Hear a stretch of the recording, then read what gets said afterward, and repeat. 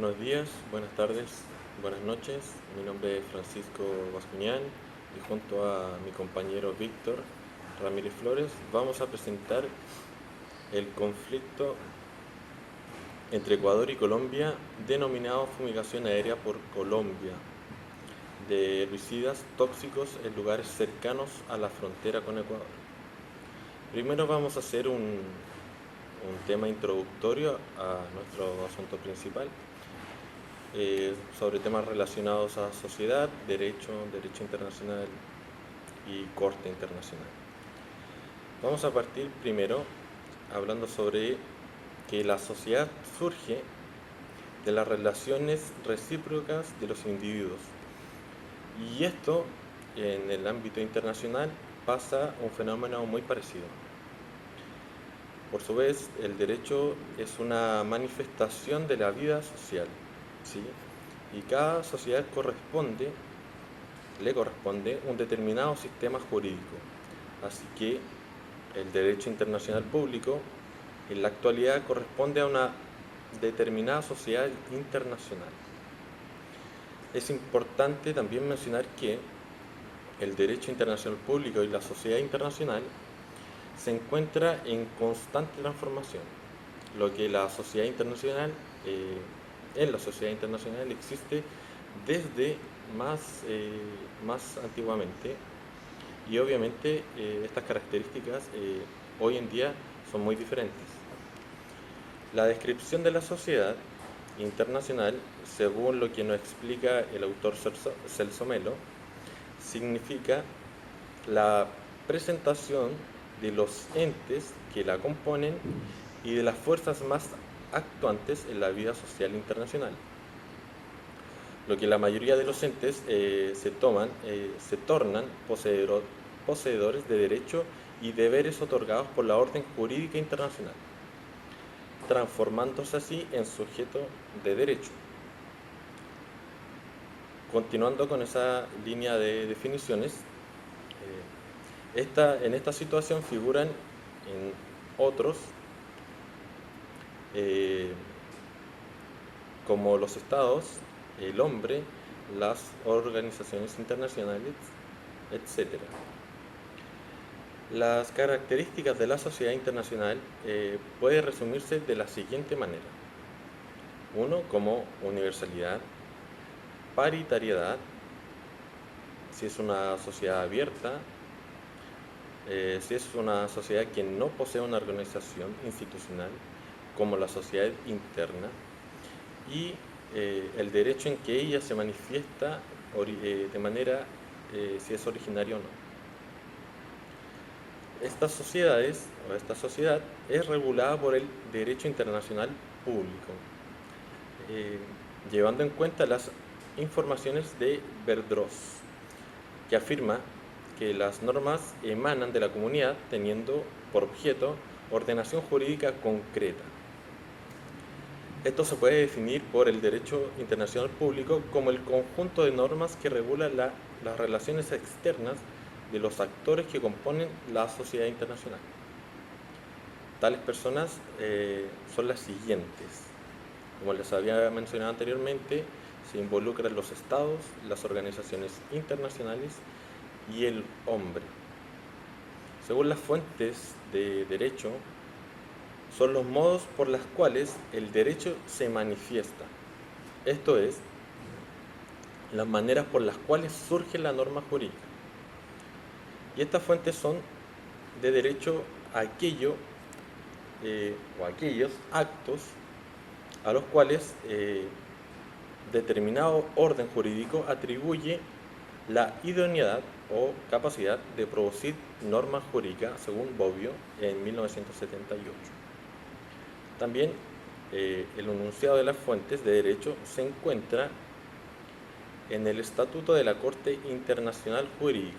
Según esas fuentes de derecho internacional público, son las siguientes: según una fuente escrita o convencional, si es de costumbre escrita o no escrita, y los principios generales de derecho.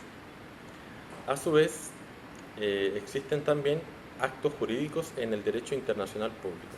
el cual puede ser definido por la manifestación de voluntad de uno o más sujetos de derecho internacional destinada a crear derechos y obligaciones de derecho internacional público. Continuando, el acto jurídico debe poseer algunos aspectos y características. Dentro de ellas, la capacidad del autor del acto, la imputación del acto realizado por un órgano al propio sujeto de derecho, la manifestación de voluntad y el objeto del acto, que debe ser lícito, por supuesto. Los actos internacionales también se clasifican en actos unilaterales, actos convencionales y actos mixtos. En el desarrollo de las relaciones internacionales, este desarrollo es la interdependencia entre los estados y ha hecho que los tratados aumenten en la sociedad internacional. La Convención sobre los Derechos de los Tratados, concluida en Viena en 1969, dice la siguiente definición: tratado significa un acuerdo internacional concluido entre Estados en forma escrita y regulado por el derecho internacional, consustanciado en un único instrumento o en dos o más instrumentos anexos a cualquiera que sea su designación específica. Para que esto tenga validez, deben existir algunas condiciones, como por ejemplo la capacidad de las partes contratantes, la habilitación de los agentes firmantes, el consentimiento mutuo de ambas partes y el objeto lícito y posible de esta validez. Y los tratados, así como para ir encerrando temas de definiciones, los tratados pueden ser clasificados en bilaterales o multilaterales. Ahora bien, pasando de definiciones a algo más puntual sobre nuestro trabajo, vamos a encontrar sobre esta demanda que vamos a hablar entre Ecuador y Colombia, que la Corte Internacional de Justicia es el tribunal judicial de la sociedad internacional más importante. Pero esta Corte no puede decidir sobre asuntos que sean de dominio reservado del Estado o de los Estados. La jurisdicción contenciosa internacional de la Corte es facultativa. Esto quiere decir que ella solo decide los designios de los litigantes que estén de acuerdo a someterse a las cuestiones que ellos mismos aprecian. Entonces, los estados que reconocen la jurisdicción de la Corte como obligatoria, que es un hecho que tiene que ser declarado, son obligados a someterse a las apreciaciones de la Corte, ¿sí? Y todos los litigios en que fueron parte y que tienen por objeto, vamos a encontrar los siguientes puntos: la interpretación de un tratado, cualquier punto de derecho internacional, la existencia de cualquier hecho siendo verificado, ¿sí? Que constituiría una violación de un compromiso internacional, y también la naturaleza o la extinción de la reparación de la vida por una ruptura de un compromiso internacional. Entonces, por aquí yo voy a encerrar en asuntos de definiciones y vamos a entrar más en nuestro tema principal, en el desarrollo del tema principal.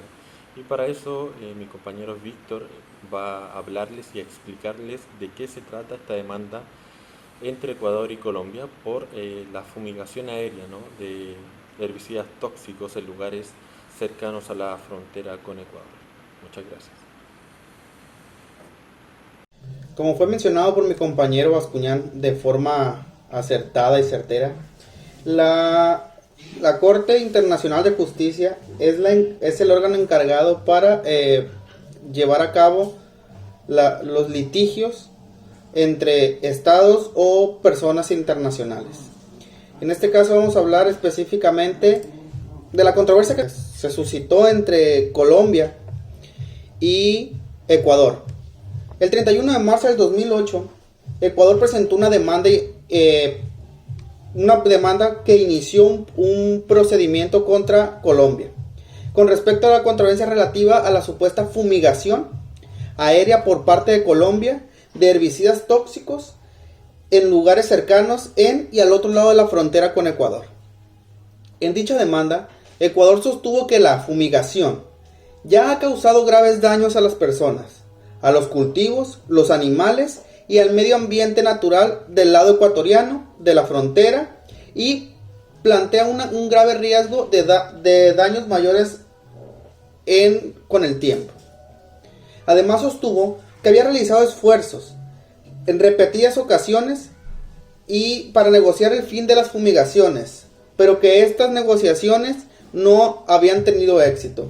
Debemos mencionar que dentro del derecho internacional público y dentro de las relaciones internacionales, el primer paso para solucionar disputas o solucionar problemas es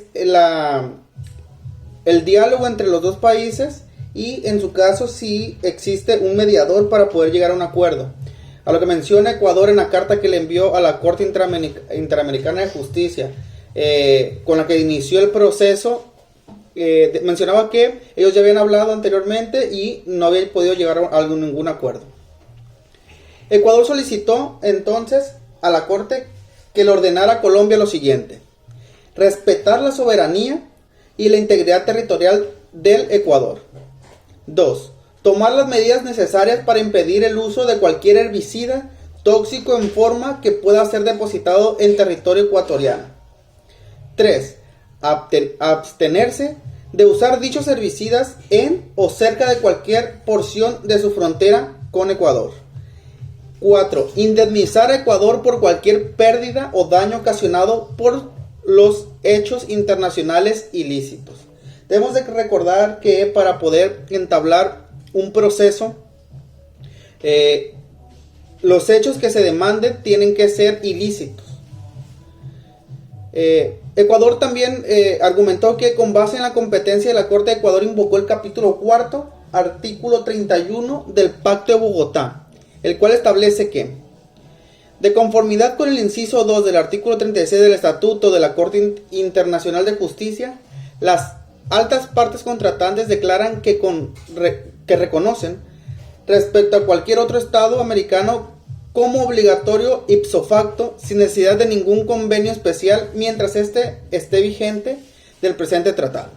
La jurisdicción de la expresada Corte en todas las controversias de orden jurídico que surjan entre ellas y que versen sobre la interpretación de un tratado, cualquier cuestión de derecho internacional, la existencia de todo hecho que, si fuera establecido, constituiría la violación de la obligación internacional. D. La naturaleza o extensión de la reparación que ha de hacerse por quebramiento de obligación internacional. Es decir, lo que Ecuador menciona es que se está basando en este artículo para poder entablar esa demanda y que le menciona a la Corte Internacional de Justicia que sí es jurisdicción de ellos poder juzgar o poder dar un veredicto sobre esta controversia. En este caso, el 30 de mayo del 2008, la Corte acepta la petición de Ecuador y fijó el 29 de abril del 2009 y el 29 de marzo del 2010 como plazo para la presentación de la memoria de Ecuador y la contramemoria de Colombia. De 2010 a 2013, los países presentaron los documentos que la Corte exigía.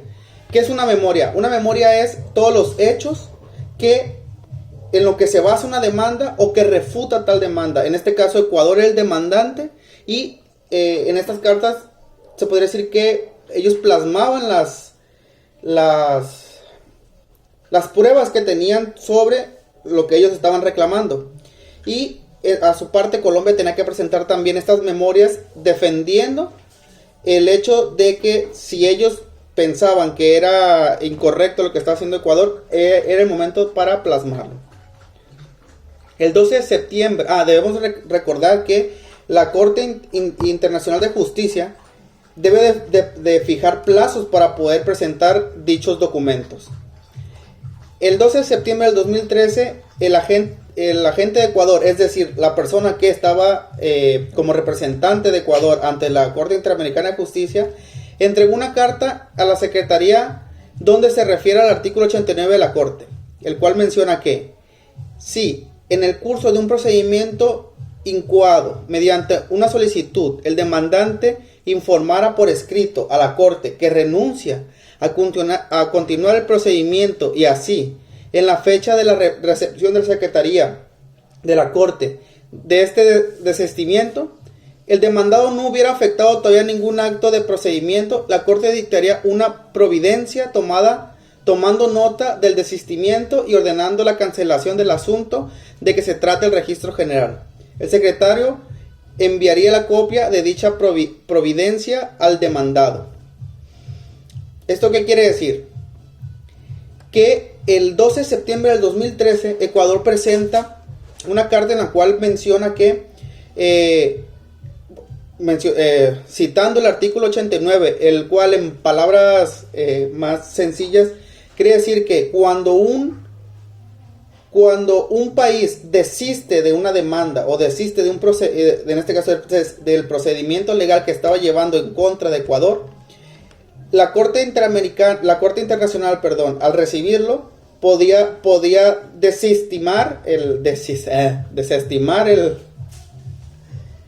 la demanda, a favor de el demandante. ¿Esto por qué? Porque si la fecha de recepción del desistimiento el demandado hubiera ya efectuado algún acto de procedimiento, la Corte fijaría un plazo dentro del cual el demandado podrá declarar si se opone al desistimiento. Si en el plazo fijado no hubiera objetado el desistimiento, este se considera aceptado y la Corte dictará una providencia tomando nota del desistimiento y ordenando la cancelación del asunto del que se trata el registro general. Si hubiera objetado, se continuará con el procedimiento. Es decir, Ecuador presenta esta carta y menciona que desiste de tal demanda. ¿Por qué? Porque llegaron a un acuerdo con Colombia. Entonces, por lo tanto, las exigencias que ellos hacían en la demanda presentada a la Corte Internacional de Justicia, al momento de estar en el litigio entre los dos países, pudieron llevar, en ese lapso de tiempo pudieron llegar a un acuerdo. Es decir, que no hubo necesidad de que la Corte tuviera que emitir un juicio o emitir una recomendación. Ecuador, para poder trancar o para poder finalizar este procedimiento, tuvo que realizar dicha carta mencionándole a la Corte Internacional de Justicia que el demandado ya había llegado a un acuerdo con ellos y por lo tanto no había necesidad de seguir con el proceso. Este resuelve de manera plena y definitiva todas las presiones y peticiones de Ecuador contra Colombia en la causa. Comunicó la Corte que su gobierno desea asistir del procedimiento de lo que estaba sucediendo. Considerando que inmediatamente se comunicó una copia de la carta al gobierno de Colombia, al que se pidió, de conformidad con el párrafo 2 del artículo 89 antes mencionado, del reglamento de la Corte, que informara a la Corte mediante una carta que se transmitiría a la reunión de agentes de las partes que el presidente había convocado el 12 de septiembre de 2013 si Colombia objetaba el desistimiento. A la cual Colombia comentó que no objetaba el desistimiento de Ecuador, por lo tanto aceptaba que se detuviera el proceso y que habían llegado a un acuerdo. Considerando que, según las cartas recibidas de las partes, es decir, Ecuador y Colombia, el acuerdo del 9 de septiembre de 2013, entre otras cosas, establece una zona de exclusión en la cual Colombia no llevará a cabo operaciones de fumigación aérea. Además, crea una comisión mixta para asegurarse de que las operaciones de fumigación llevadas a cabo fuera de esta zona no hayan determinado que se derivan de herbicidas hacia dentro de Ecuador. Y en la medida en que no hayan hechos, prevé un mecanismo para la reducción gradual de la anchura de la zona mencionada, es decir, la zona de exclusión, y considerando que, según las cartas, en el acuerdo se establecen parámetros operacionales para el programa de fumigación de Colombia. Se hace constar el acuerdo de los gobiernos de un intercambio periódico de información a ese respecto y se establece un mecanismo de arreglo de controversias. Hace constar el expediente que hace constar el desistimiento de Ecuador sobre el proceso que estaba llevando contra Colombia, el 31 de marzo del 2000, que se presentó el 31 de marzo del 2008.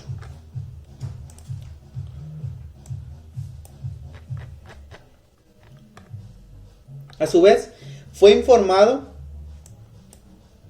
que Ecuador también recibió por parte de Colombia la respuesta de mantener una determinada fórmula y composición de herbicidas, consultando cualquier cambio al gobierno de Ecuador y pidiendo su consentimiento. Además de facilitar a los nacionales de Ecuador un procedimiento de quejas, el cual no fue establecido de manera detallada, en la frontera mediante un protocolo especial, expedito y sencillo, que deberá ser acordado a más tardar a los 15 días del calendario siguiente a la fecha del acuerdo presentado. Como mencioné, nunca fue presentado los detalles de ese procedimiento. El protocolo nunca fue presentado, pero los países aceptaron que sí se iba a llevar a cabo. Además de que Colombia se comprometió a entregar a Ecuador una contribución económica equivalente a $15 millones, la cual estará orientada al desarrollo social y económico de las áreas de frontera, particularmente Esmeraldas y Sucumbios. La suma deberá ser, mencionaron que la suma debería ser desembolsada a más tardar el 9 de diciembre del 2013. Y es decir, cuando un país presenta una demanda o en este caso una demanda en contra de otro país, argumentando que lo establecido en un pacto no fue cumplido o que está de una u otra forma incurriendo en una violación a los derechos, en este caso como mencionaba yo, de la soberanía del país, los estados pueden someter este procedimiento a la Corte Internacional de Justicia si ellos anteriormente no llegaron a un acuerdo. Dentro del procedimiento que se lleva a cabo en la Corte Interamericana de Justicia es llevar a cabo el proceso de litigio, y también desahogo de pruebas. Por lo tanto, es que un país presenta la demanda o la denuncia, dependiendo del caso en específico, y la Corte Interamericana de Justicia va a exigirles a ellos que presenten, en este caso, pruebas de lo que están exigiendo, tanto el demandante como el demandado. Este proceso puede durar bastante tiempo. El desahogo de pruebas dura años para poder llegar a cabo. Pero si en algún momento los dos países, las dos partes llegan a un acuerdo, ellos tienen la obligación de notificar a la Corte Internacional de Justicia mencionando que desisten del proceso que se está llevando a cabo. ¿Por qué? Por las razones que especifican en esa carta. Por lo tanto, la Corte Internacional de Justicia, si está dentro del plazo o los tiempos que ellos están marcados y no existe ningún otro problema, lo que hacen es desestimar ese procedimiento, y por lo tanto ellos dan la consideración final. En este caso, la Corte Internacional de Justicia menciona que hace constar en el expediente del desistimiento de la República del Ecuador del procedimiento incoado mediante su demanda presentada el 31 de marzo de 2008 y se dispone que la causa se elimine del registro, es decir, que el procedimiento ya no va a seguir, por lo tanto queda cerrado en ese momento. Obviamente esta demanda, este proceso queda archivado y para posteriormente pueda servir como jurisprudencia y que pueda servir para otros países u otros conflictos o discrepancias que podían tener. Agradezco mucho su tiempo, espero les haya gustado. Agradezco mucho al profesor por la materia impartida y agradezco a mis compañeros por haberse tomado el tiempo de escucharnos y espero que tengan un buen fin de año y que lo celebren de la mejor manera. Cuídense, no salgan y espero que todo esté bien. Gracias.